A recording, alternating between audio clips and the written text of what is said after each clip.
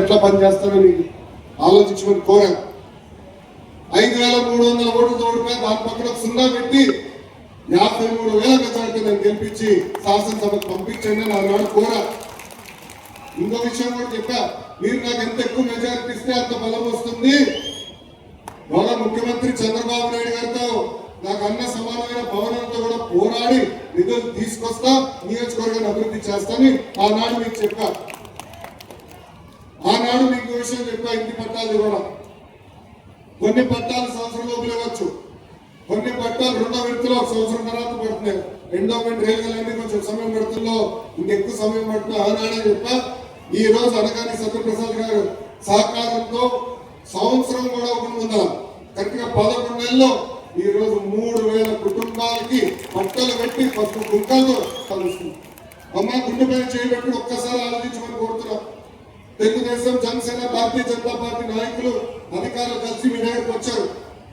మన ఇంటికి కొత్తలు తీశారు. మీ దగ్గర ఒక కాఫీ తాగల, ఒక బాటిల్ నీళ్ళు తీసుకురా, అది మాకున్న చిత్తశుద్ధులు. మీకోసం పనిచేసానుకున్నాం, ఆర్మిసలు కష్టపడదానుకున్నాం. మంగళగిరి ఒక ఆదర్శ నియోజకవర్గం తీరే లక్ష్యం, వేదిక ఉన్న పెద్దలందరి లక్ష్యం.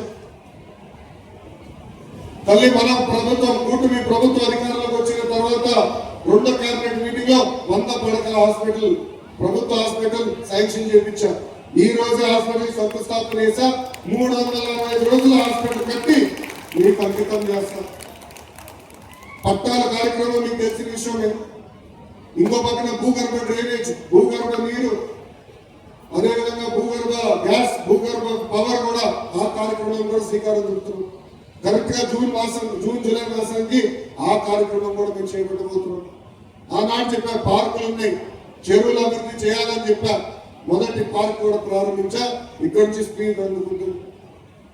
కమ్యూనిటీ భవనాలు కూడా చాలా మంది కోరారు. నా 2 భవనాలు కడతారని హామీ ఇచ్చా. 17 భవనాలకి ఇక్కడికి భూములు మేము ఐడెంటిఫై చేస్తాం జరిగింది. 2 భవనాలకి కార్యక్రమం కూడా ప్రారంభించాం, కడుతున్నాం. అంటే కరెక్ట్ గా సంవత్సరం 18 నెలల్లో ఆ కార్యక్రమం కూడా పూర్తి చేస్తాం.